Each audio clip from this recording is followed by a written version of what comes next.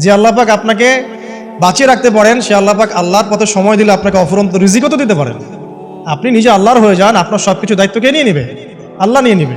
নামাজে যা পড়ছেন, সূরা ফাতিহা, অন্যান্য সূরা, রুকু, তাসবিহ, সিজদা, তাশাহুদ, দুরূদ, অর্থ বোঝার চেষ্টা করেন এবং অর্থের দিকে ফোকাস করেন, আল্লাহকে পাবেন ইনশাআল্লাহ। সিজদায় রুকুতে যখন যাচ্ছেন, আপনি চিন্তা করেন যে আপনি মহাবিশ্বের মহা শক্তিধর আল্লাহ রাব্বুল আলামিনের সামনে মাথা নত করেছেন। আপনি চিন্তা করেন যে আল্লাহ আপনাকে দেখছেন। এখন যখনই মানুষ নামাজে দাঁড়ায়, আল্লাহ পাক তার দিকে দৃষ্টি নিবদ্ধ করেন, এবং যখন মানুষ এদিক ওদিক তাকানো শুরু করে নামাজে, আল্লাহ পাক মুখ ঘুরিয়ে নেন। হ্যাঁ, নামাজে ওই যে আমরা যে ডিজিটাল নামাজ পড়ি না, এখন ডিজিটাল মানে 4 রাকাত নামাজ 4 মিনিটে শেষ। এক রুকু করলে সেজদা পাওয়া যায় না, সেজদার তাসবিহ পড়লে আবার এদিকে দেখা যায় যে দ্বিতীয় সেজদায় চলে গেছে অলরেডি ওঠার আগে। অনেক ক্ষেত্রে ইমাম সাহেবরাও খুব দ্রুত নামাজ পড়া, অনেক দ্রুত পড়া। এত দ্রুত নামাজ পড়াবেন কেন? নামাজ জামাতে পড়লে সংক্ষিপ্ত করতে বলা হয়েছে, কিন্তু এত দ্রুত তো পড়তে বলা হয়নি। এখনও দেখবেন মক্কা মদিনায় গিয়ে নামাজ দেখবেন, মাশাআল্লাহ, নামাজটা তাদের মাশাআল্লাহ এটার প্রশংসা না করলে হকাদা হবে। নামাজটা অসাধারণ, ধীর স্থিরভাবে। ফজরের নামাজ 20 মিনিট, 15 মিনিট, 20 মিনিট পড়াচ্ছে নামাজ, রিল্যাক্স। নামাজে দাঁড়ালে চমৎকার তেলাওয়াত হচ্ছে, আপনি ভুলে যাচ্ছেন নিজেকে। তেলাওয়াত হবে চমৎকার, এবং সবচেয়ে ভালো যিনি তেলাওয়াত করতে পারেন তাকে নামাজে দিতে হবে। রিল্যাক্সে নামাজ পড়বে। ক্ষেত্র বিশেষে আপনি শর্ট করতে পারেন, কিন্তু সবসময় কেন আমরা 4 রাকাত নামাজ 3 মিনিটে শেষ করে দিব? আবার নামাজের পর দোয়াটা হবে লম্বা, অথচ নামাজটাই ছিল দোয়া, নামাজটাই কিন্তু দোয়া। এখন সেজদায় আমরা যদি কান্নাকাটি করতে না শিখি, আল্লাহর সামনে আমি মাথা নত করেছি, এখানে নিজের মনের যত আবেগ, আকুতি, দোয়া, এগুলো আল্লাহর সামনে ঢেলে না দিতে পারি, এই দোয়া কালাম না শিখি, তাহলে তো নামাজের আধ্যাত্মিকত্ব অর্জন হলো না। সাহাবীরা কেমন করে নামাজ পড়তেন যে নামাজ পড়ার পরেও তাদের গা থেকে তীর বের করা যায়? কিভাবে তারা নামাজ পড়তেন? তাহলে নবী সাল্লাল্লাহু আলাইহি ওয়াসাল্লাম কিভাবে নামাজ পড়তেন যে নামাজ পড়ার ফলে তার পা মোবারক ফুলে যাইত? 1 রাকাতে তিনি 4 পারা কোরআন তেলাওয়াত করতে পারলেন কিভাবে? তো তাদের নামাজ আর আমাদের নামাজ, আল্লাহ রাব্বুল আলামিন তার রাসূলের মাধ্যমে একটা হাদিসে জানিয়েছেন যে এমনও অনেক নামাজি আছে, নাউযুবিল্লাহ, আল্লাহ পাক আমাদেরকে তাদের অন্তর্ভুক্ত না করুন, যে নামাজ পড়ার পরে আল্লাহ রাব্বুল আলামিন এই নামাজটাকে ওই নামাজের মুখের উপর নিক্ষেপ করে দেয়। তোমার নামাজের আমার কোনো দরকার নেই। আল্লাহ পাক আমাদেরকে হেফাজত করুন। ধীর স্থিরভাবে পড়েন, রিল্যাক্সে, তারা হওয়ার কিচ্ছু নাই। ওমা খালাকতুল জিন্না ওয়াল ইনসা ইল্লা লিয়াবুদুন, শুধুমাত্র আল্লাহর ইবাদত করার জন্যই তো পৃথিবীতে এসেছি। হোক না দোকানটা 5টা মিনিট পরে খুললে কি হবে?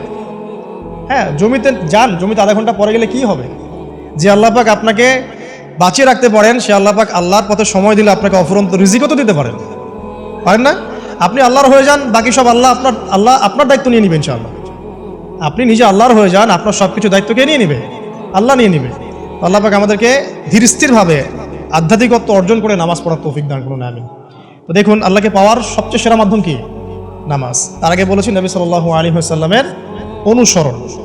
আল্লাহকে পাওয়ার তৃতীয় একটা মাধ্যম বলে দিই আমি, সওম বা রোজা রাখা। অল্প সময় ঘুরিয়ে নিচ্ছি, সওম বা রোজা রাখা। রোজা কেন আল্লাহকে পাওয়ার মাধ্যম জানেন? কারণ রোজা রাখা অবস্থায় আমরা কিন্তু গোপনে পানাহার করি না, করি? আমরা রোজা রেখেছি, গোপনে কিন্তু পানি খেতে পারি, কেউ দেখবে না। গোসল করছেন, আপনি পানি খেতে পারেন, কেউ দেখবে না। লুকিয়ে লুকিয়ে আপনি কিন্তু খাবার খেতে পারেন, কেউ দেখবে না, বাসায় কেউ নাই দেখার, কিন্তু আপনি খান না। আপনি সবর করেন, সহ্য করেন, একদম সূর্যাস্তের সময় গিয়ে আপনি ইফতার করেন। এই যে কাজটা আপনি কেন করেন? কারণ আপনি ফিল করেন যে আল্লাহ আপনাকে দেখছেন। কেউ আপনাকে দেখুক না দেখুক, আল্লাহ আপনাকে দেখছেন। এটাই হচ্ছে ইহসান, এটাই হচ্ছে আল্লাহ পাকের মারিফতকে উপলব্ধি করা। আল্লাহ রাসূল সাল্লাল্লাহু আলাইহি ওয়াসাল্লাম বলেছেন, ইহসান হচ্ছে আন তা'বুদাল্লাহা কাআন্নাকা তারা, তুমি এমন ভাবে আল্লাহর ইবাদত করবে যেন তুমি আল্লাহকে দেখছো।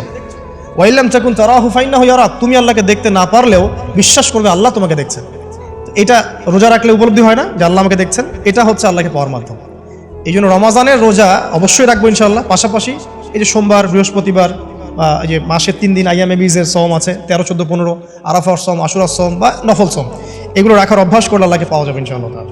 আল্লাহ পাক আমাদেরকে বেশি বেশি সওম রাখার তৌফিক দান করুন, এবং আমাকে আপনাদের সবাইকে বিগত জীবনে আমরা যারা বিভিন্ন সময় সওম রাখি নাই বা রাখতে পারি নাই, বা বিভিন্ন সালাত পড়তে পারি নাই, এগুলোকে হিসেব করে আদায় করার তৌফিক আল্লাহ পাক দান করুন, আমিন। 4 নম্বর একটা মাধ্যম বলে দিই আল্লাহকে পাওয়ার, সেটা হলো তিলাওয়াতে কোরআন। কোরআন তেলাওয়াত যে যত বেশি করবে, অর্থ উপলব্ধি করে পড়বে, সে আল্লাহ পাককে চাক্ষুষ পাবে ইনশাআল্লাহ। মানে আল্লাহ রাব্বুল আলামিন একটা চিঠি দিয়েছেন, মনে করেন আপনাকে, আপনার একজন কথার কথা এক্সাম্পল দিচ্ছি, যে আপনার কোনো একজন বন্ধু আছে অনেক দূরের কোনো দেশে, তা আপনি তাকে দেখেনও নাই, আপনি তাকে চিনেনও, মানে আপনি তার চেহারা দেখেন নাই, তাকে চিনেন না, তার সাথে যোগাযোগের মাধ্যম হচ্ছে আপনার চিঠি বা মেসেজ, ঠিক আছে? এখন সে আপনাকে কিছু মেসেজ পাঠালো, এই মেসেজের মধ্যে সে কিছু ইনস্ট্রাকশন দিয়েছে যে এইগুলো করতে হবে, এগুলো করতে হবে, বা আপনার প্রতি ভালোবাসার ইজহার করছে। আর এই মেসেজটা যদি আপনি পড়তে পারেন তাহলে আপনি আপনার বন্ধুর সাথে একটা কানেকশন তৈরি করলেন না? বুঝতে পারছি না? আচ্ছা, এখন সমস্যা হচ্ছে কি, আমরা ওই মেসেজটা পড়তেই পারি না। আমরা তো কোরআনটা পড়তেই জানি না, তাহলে মেসেজটা পাবো কিভাবে? আর যারা পড়তে জানি সেই ভাষাটা বুঝি না। এখন ওই বন্ধু মনে করেন চিঠি লিখেছে বাংলা ভাষায়, আর আপনি বাংলা পড়তে জানেন না, তাহলে কি পারবেন উপলব্ধি করতে তার মনের ভাব, সেই বন্ধুর আবেগ, ভালোবাসা, প্রেম আপনি কি উপলব্ধি করতে পারবেন? লিখেছে সে উর্দু দিয়ে বা ইংরেজিতে, আপনি ইংরেজি বোঝেন না, ইংরেজি লিখতে পারেন না, তাহলে কি আপনি তার চিঠি বুঝতে পারবেন?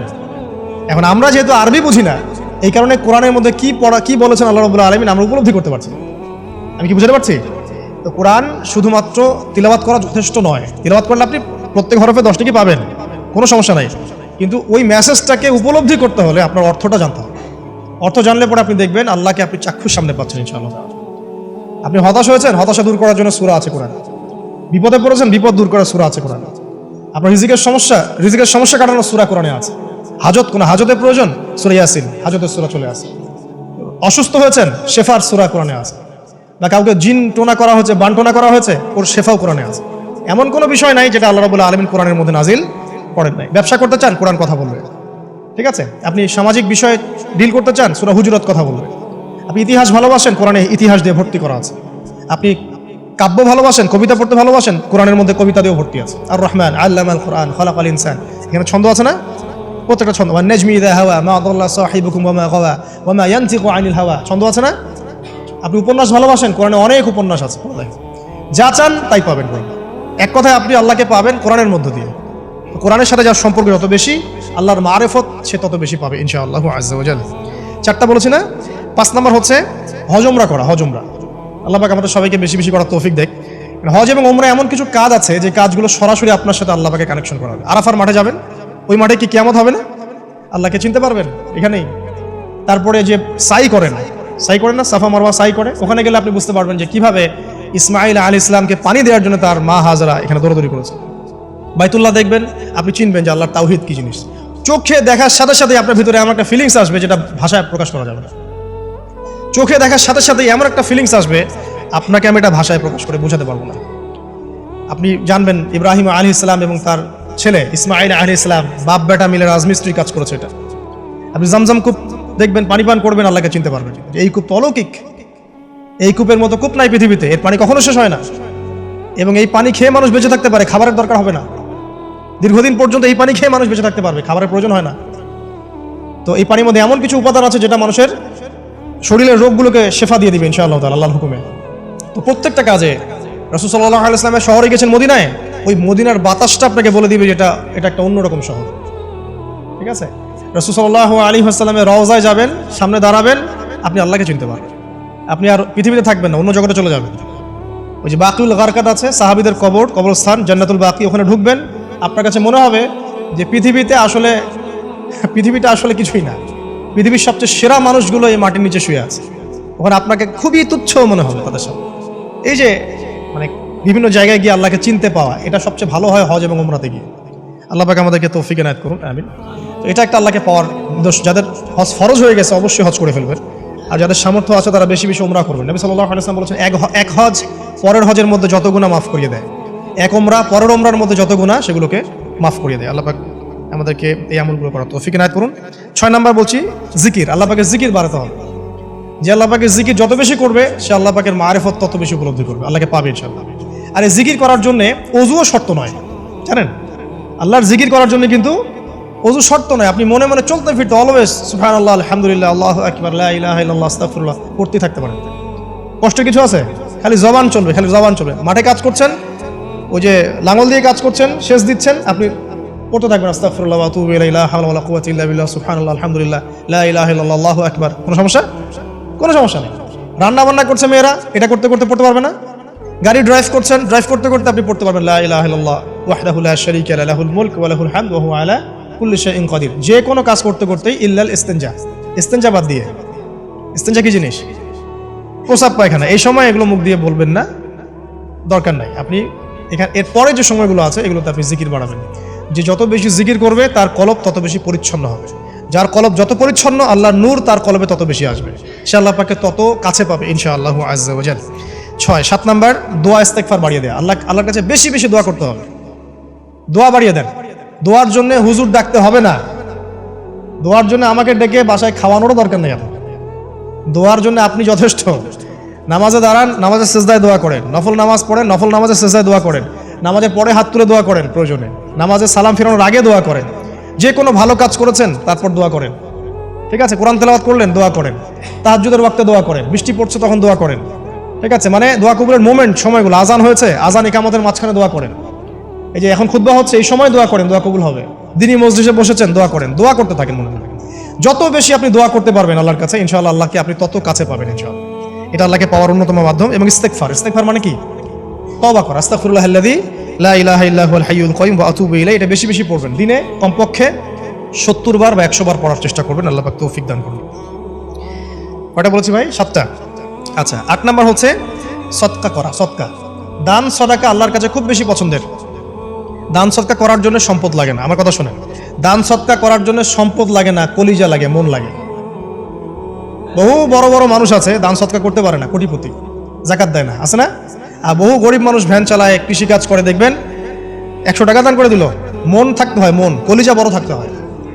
তো যাদের কলিজা বড়, মন বড়, তারা দান সদকা করতে পারবে ইনশাআল্লাহ। আর যার মন বড়, সেখানেই তো আল্লাহ নূর আসবে। সংক্ষিপ্ত মনে কি, সংকীর্ণ মন আল্লাহ নূর কোত্থেকে আসবে? কথা বুঝতে পারেন নাই? তো দান সদকা বাড়ান। আপনি 1 টাকা দান করেন, 5 টাকা দান করেন, হালাল রিজিক থেকে 1 টাকা দান করেন, সেটা আল্লাহর কাছে অনেক বেশি পছন্দের। একটা হাদিসে নবী সাল্লাল্লাহু আলাইহি ওয়াসাল্লাম বলেছেন, হালাল উপার্জন থেকে আল্লাহর বান্দারা যখন একটা খেজুরও দান করে, আল্লাহ পাক সেই একটা খেজুরকে আস্তে আস্তে বড় করতে থাকেন, বড় করতে থাকেন, বড় করতে থাকেন। এটা এক পর্যায়ে পাহাড়ের সমান হয়ে যায়। এবং কিয়ামতের মাঠে মানুষ তার দান এবং সাদাকার যে ছায়া, এই ছায়ার নিচে অবস্থান করবে। আপনার বিপদ হয়েছে, দান সদকা করেন, বিপদ দূর হয়ে যাবে ইনশাআল্লাহ। জটিল কোনো রোগ হয়েছে, কোনো ডাক্তার ট্রিটমেন্ট করতে পারছে না, সদকা করেন, রোগ ভালো হয়ে যেতে পারে ইনশাআল্লাহ। সদকার ব্যাপক ফজিলত আছে। সদাকা, দান সদাকা, দোয়া, এগুলো তাকদিরের যে বিপদ আপদগুলো আছে না, ঝুলে আছে, আমাদের তাকদিরে বিপদ আছে না অনেক, এগুলোকেও সরিয়ে দিতে পারে আপনার। এই শক্তি আছে দোয়া এবং দান সদকার মধ্যে। আল্লাহ পাক আমাদেরকে বেশি বেশি সদাকা করার তৌফিক দান করুন, আমিন। আর সদাকা নফল না করতে পারলেও কমপক্ষে ফরজ জাকাতটুকু দিবেন, ফরজ জাকাতটুকু দিবেন। কারণ জাকাত, সদকা এবং ব্যবসা, এগুলো হচ্ছে ইসলামিক অর্থনীতির মূল ভিত্তি, এর সাথে কৃষিকাজ। আর দুটো বলে শেষ করে দেই। 9 নম্বর হচ্ছে আমর বিল মারুফ এবং নাহি আনিল মুনকারের কাজ করা, মানে সৎ কাজের আদেশ করা, মানুষকে অসৎ কাজে নিষেধ করা। এই কাজটা যে যত বেশি করবে সে তত বড় ব্যবসায়ী। কারণ কি, আপনার দাওয়াতে, আপনার লেকচার শুনে, আপনার বই পড়ে, আপনার নসিহত শুনে যদি একটা মানুষও দিনের পথে ফিরে আসে, ওই একটা মানুষের সারা জীবনের যে নেক কাজ, এই সমস্ত নেক কাজের একটা অংশ আপনি পাবেন।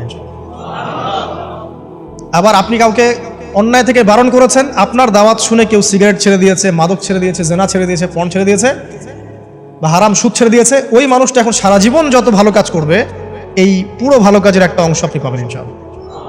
এর চেয়ে বড় কিন্তু কোনো ব্যবসা নাই। এই কাজটা করলে আল্লাহ পাকের রহমত নেমে আসে, আর এই কাজটা ছেড়ে দিলে আল্লাহ পাকের গজব নেমে আসবে। যখন মানুষ ন্যায়ের আদেশ এবং অন্যায় নিষেধ ছেড়ে দিবে, আল্লাহর গজব নেমে আসবে। আর মানুষ যত বেশি সৎ কাজে আদেশ করবে, অসৎ কাজে নিষেধ করবে, আল্লাহর রহমত তত কাছে আসবে ইনশাআল্লাহ। আল্লাহকে পাওয়া যাবে ইনশাআল্লাহ তাআলা। আল্লাহ পাক আমাদেরকে তৌফিক এনায়েত করুন। আর সর্বশেষ একটা বলে শেষ করে দেই, সেটা হলো যে আল্লাহর দিনকে, আল্লাহর দিনের খেদমত করা বা দিনের কল্যাণে নিজেকে নিয়োজিত রাখা। আল্লাহর দিনের খেদমত করা বা দিনের কল্যাণে নিজেকে নিয়োজিত করলে আল্লাহ পাককে পাওয়া যাবে ইনশাআল্লাহ। এই পৃথিবীতে আল্লাহ পাকের সবচেয়ে গুরুত্বপূর্ণ জিনিসটা কি? নিয়ামতটা কি? আল্লাহর দিন না? এই দিন ছাড়া কি পৃথিবীতে আর কিছু আছে? একটা হাদিসে আসছে যে পুরো পৃথিবীটাই তো অভিশপ্ত। পুরো পৃথিবীটা কি? অভিশপ্ত। শুধুমাত্র দিনের এলেম অর্জনের জায়গা ছাড়া, তালেবে এলেমদের জায়গা ছাড়া, দিনী মাহফিলগুলো ছাড়া, যেখানে নামাজ হয়, এই জায়গাগুলো ছাড়া বাকি সব অভিশপ্ত জায়গা। তো এখানে পৃথিবীতে সবচেয়ে গুরুত্বপূর্ণ এবং ইম্পর্টেন্ট, আল্লাহর কাছে প্রিয় জিনিসটা কি? আল্লাহর দিন। তো আল্লাহর সেই প্রিয় জিনিসটাকে যারা এগিয়ে নেওয়ার চেষ্টা করবে, সেই দিনের খেদমত করার চেষ্টা করবে, দিনের জন্য একটা মসজিদ করা, একটা মাদ্রাসা করা, হ্যাঁ, একটা কোনো ভালো কোনো প্রকল্প করার চেষ্টা করবে, আল্লাহ পাক কি তাদেরকে রক্ষণাবেক্ষণ করবেন না? আল্লাহ পাক তাদের অভিভাবক হবেন না? নিঃসন্দেহ হবেন ইনশাআল্লাহ। এবং ইনশাআল্লাহ তাআলা তারা পৃথিবীতেও সফল হবে, পরকালেও ইনশাআল্লাহ তাআলা সাফল্যের চাদর তাদেরকে আঁকড়ে ধরবে ইনশাআল্লাহ তাআলা। আল্লাহ রাব্বুল আলামিন আমরা সবাইকে এই দুনিয়াতে আল্লাহকে পাওয়ার তৌফিক দান করুন, এবং যে কাজগুলো করলে পরে আল্লাহকে পাওয়া যায় সেই কাজগুলো বেশি বেশি করে করার তৌফিক আল্লাহ পাক দান করুন, এবং পরকালে আল্লাহ রাব্বুল আলামিন আমাদের গুনাহগুলোকে মাফ করে আল্লাহর রহমতের চাদরে আমাদেরকে আবৃত করে নিন। আল্লাহুম্মা আমিন।